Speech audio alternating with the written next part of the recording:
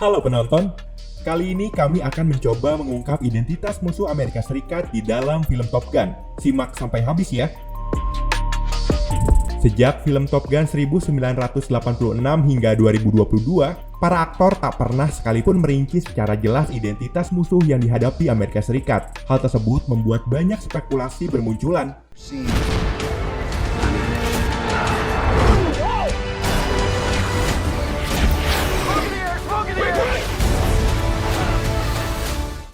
Dari setiap adegan kejar-kejaran, sering terlihat gunung bersalju.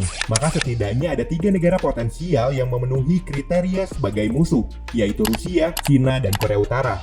Seperti terasa di dunia nyata ya.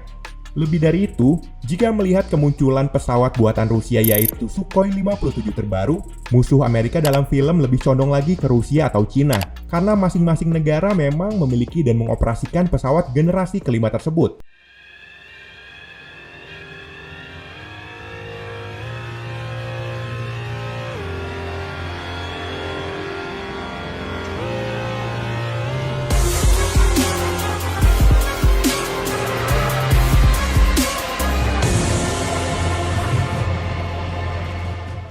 Namun, negara yang paling mungkin jadi musuh Amerika di film Top Gun adalah Iran, bukan ketiga negara yang telah disebutkan sebelumnya. Alasannya adalah...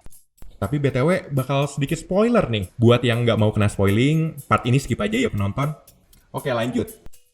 Dalam film, para pilot mendapatkan misi untuk menghancurkan tempat gudang pengayaan uranium di salah satu kawasan musuh.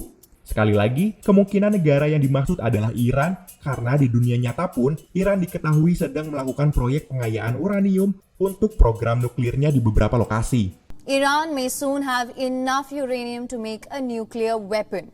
According to the IAEA estimates, as of May 15, 2022, Iran's total enriched stockpile was over 3,800 kilograms.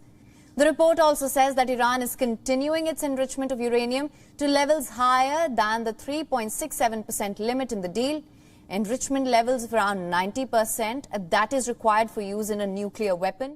Alasan Cina, Korea Utara, dan Rusia gugur menjadi negara musuh karena mereka telah menjadi negara dengan nuklir yang mapan, bukan dalam tahap pengayaan atau pengembangan seperti Iran. For your information, di dunia nyata, Iran juga adalah anggota perjanjian non-proliferasi nuklir. Perjanjian tersebut menyatakan bahwa program nuklirnya murni untuk tujuan damai dan secara terbuka menentang kepemilikan dan penggunaan senjata nuklir. Namun program nuklir Iran kadang dianggap kontroversial, dan beberapa negara termasuk Israel dan Amerika Serikat mencurigai Iran berusaha mengembangkan senjata nuklirnya. Dalam beberapa tahun terakhir, beberapa negara termasuk Amerika Serikat dan Uni Eropa menjatuhkan sanksi terhadap Iran berkaitan dengan program nuklirnya. Dalam klimaks film, mempertontonkan aksi kejar-kejaran di gunung bersalju. Dari topografinya memang seperti bukan Iran karena letak negara tersebut di gurun. Tapi ketika kalian mengetahui gunung bernama Hamin, dengan segala yang ada di sana, maka kemungkinan kalian akan tersadar dan semakin yakin jika musuh itu adalah Iran. Lebih dari itu, Iran adalah negara 4 musim dan memiliki salju seperti halnya negara-negara di kawasan Eropa, Amerika Utara, dan Asia Timur. Maka sekali lagi bukan tidak mungkin, gunung-gunung salju di film Top Gun adalah salah satu bagian di negara Iran.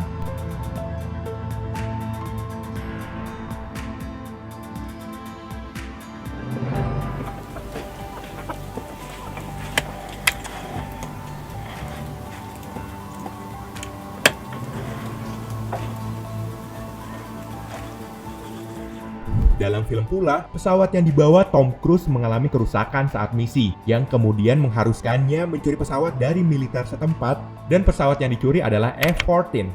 Perlu kalian ketahui bahwa negara yang memiliki pesawat F-14 adalah Amerika dan Iran saja. Iran menjadi satu-satunya pengguna F-14 di luar Amerika sejak 1970-an. Hingga saat ini, pesawat tersebut masih dioperasikan oleh Iran.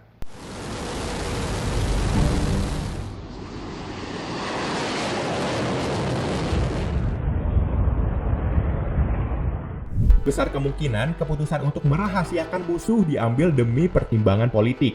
Film Hollywood dengan budget raksasa biasanya menghindari kontroversi menyangkut identitas negara antagonis agar tidak merusak pasar penonton internasional. Hello, who this? This is the Secretary of Communication for North Korea. Our Supreme Leader Kim Jong-un is interested in doing an interview with Dave 3 Scott. weeks from tonight, I will be traveling to Pyongyang, North Korea, to interview President Kim Jong-un. Hello, North Korea! Masalah yang timbul karena merinci peran yang bukan protagonis pernah terjadi pada film The Interview yang dirilis pada 2014. Film tersebut mendapat kritikan dari Korea Utara langsung karena plot ceritanya tentang membunuh pemimpin negara yang dijuluki negara para petapa tersebut, yaitu Kim Jong-un. Take him out. You want us to kill the leader of North Korea? Yes, the most dangerous country on earth. Please remember, Kim Jong-un is a master manipulator. I have a gift for you.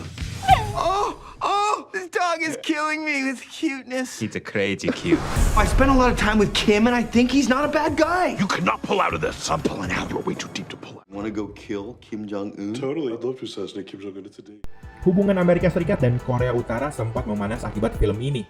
North Korea says the United States is on the verge of committing an act of war and that it's reckless, provocative insanity. The act of making and screening such a movie that portrays an attack on our top leadership is a most wanton act of terror and act of war, and it's absolutely intolerable. Film yang dibintangi komedian Seth Rogen dan James Franco ini pun terlihat mengolok-olok Kim Jong-un. Di interview lantas dianggap sebagai pemicu perang karena menjelek-jelekan Kim Jong-un. Katy Perry? I've never heard this before in my I life. love Katy Perry. Really? As you shoot across the sky.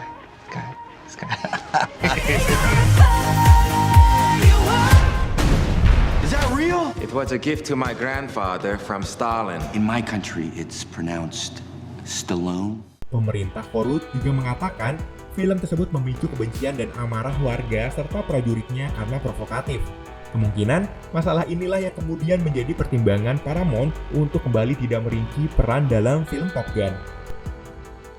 Ya guys, jadi itulah penjelasan kami tentang siapa musuh yang diperangi oleh Amerika Serikat di film Top Gun. Semua itu cuma analisis gembel tim kita aja ya. Jadi bisa aja bener, bisa aja salah total kan. Sekian dulu untuk konten kali ini. Sampai jumpa.